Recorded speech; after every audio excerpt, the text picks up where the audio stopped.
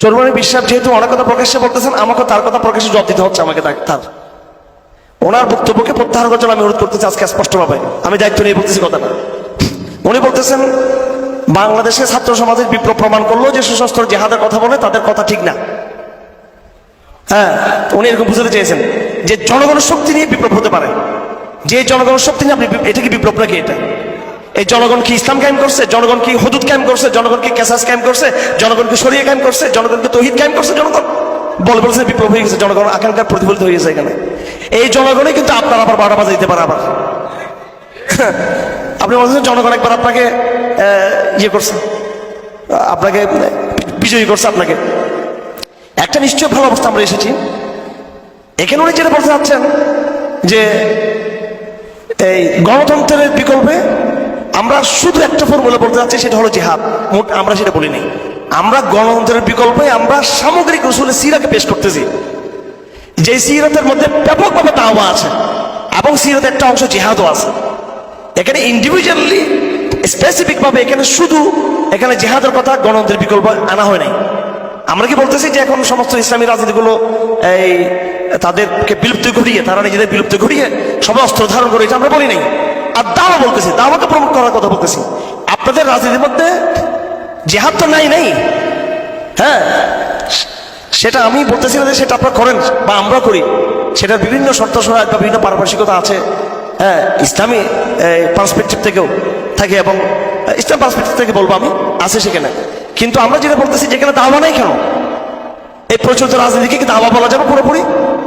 এটা একটা ঠিক, আমরা বিএনপি আওয়ামী লীগের মতো আমরা কিন্তু আমাদের, আমি এটা নসিহা ভাষায় বলতেছি, সমালোচনা না। হ্যাঁ, এখানে দাওয়ার একটু অংশ আছে, যেমন নাকি রাজনৈতিক দলগুলা সভা করে, সেমিনার করে, সিম্পোজিয়াম করে, মাহফিল করে, এটা কিন্তু একটা তাদের, এটা তাদের এই কাজগুলো তাদের মধ্যে আছে। কিন্তু তাদের বারবার তাদের ইন্টেনশনটা থাকে ক্ষমতামুখী একটা ব্যাপার থাকে তাদের। আপনি ক্ষমতায় যাওয়ার জন্য, আপনি ক্ষমতা কেন যাবেন? এই রাষ্ট্রকে সংস্কার করার জন্য। এই আপনি দাবি করতেছেন আপনি শরিয়া প্রতিষ্ঠা করবেন, মাধ্যম হিসেবে কৌশল হিসেবে আপনি নিয়েছেন। তাহলে শরিয়া কৌশলের জন্য নির্বাচনের কি একটা পদ্ধতি নাকি? শরিয়া কৌশলের জন্য সরকারের সাথে মুর্জাদ আল ফাসানি রহমতুল্লাহ যে নীতি নিয়েছিলেন, তিনি কি নির্বাচনে গিয়েছিলেন? তিনি নির্বাচনে গেছেন নাকি? তিনি নির্বাচনে যান নাই। ইলেকশন করো, আপনি বলবেন হয়তো সেরকম রাজনীতি ছিল না। হ্যাঁ, তাহলে বর্তমান সময়ে যারা আছেন, বড় বড় দায়ীরা আছেন, বর্তমান সময়ের অনেক অনেক নজির আছে।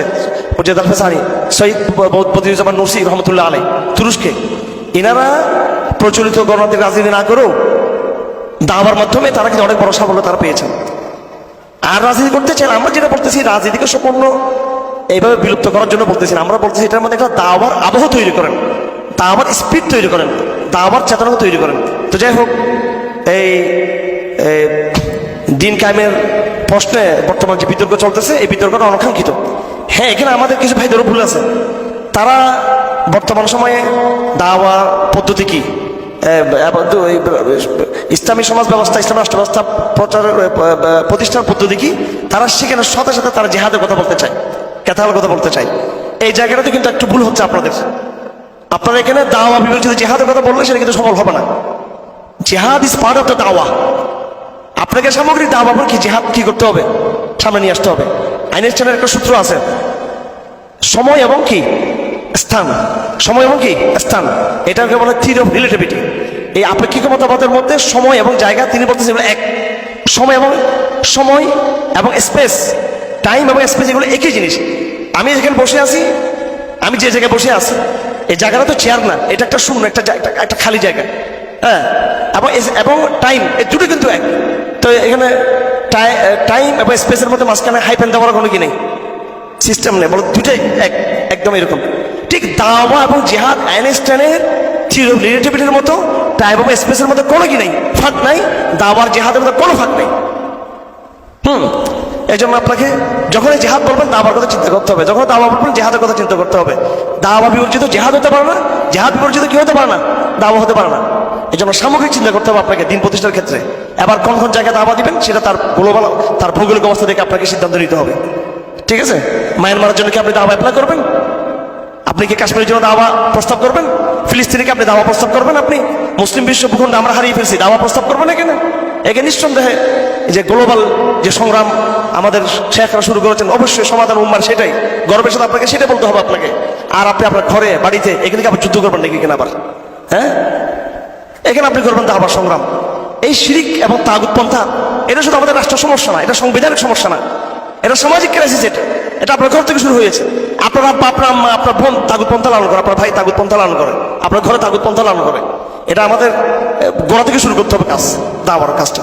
এই জন্য এই দিন কায়েমের সুন্নাহ পদ্ধতি হবে দাওয়া এবং কি কাতাল, এবং আইনস্টাইনের ওই রিলেটিভিটির মতো মাঝখানে কি থাকবে না, এখানে কোনো স্পেস থাকবে না, এখানে এক বা দুইটা এক। আবার উদাহরণটা দিতে একটু হয়তো একটা বৈজ্ঞানিক উদাহরণ দিয়েছে, মানে আবার ওইটাকে ফলো করতে জানে, জাস্ট উদাহরণ। এই দুইটা জিনিসকে আমরা এমনভাবে মিলে ফেলতে হবে যেভাবে বিজ্ঞানের মধ্যে, বিজ্ঞানের সূত্রে এই দুটো জিনিসকে মিলিয়ে ফেলা হয়েছে, সময় এবং জায়গাকে। আমাদেরকে দাওয়া হবে, জেহাদকে এইভাবে মিলিয়ে দেখতে হবে আমাদেরকে।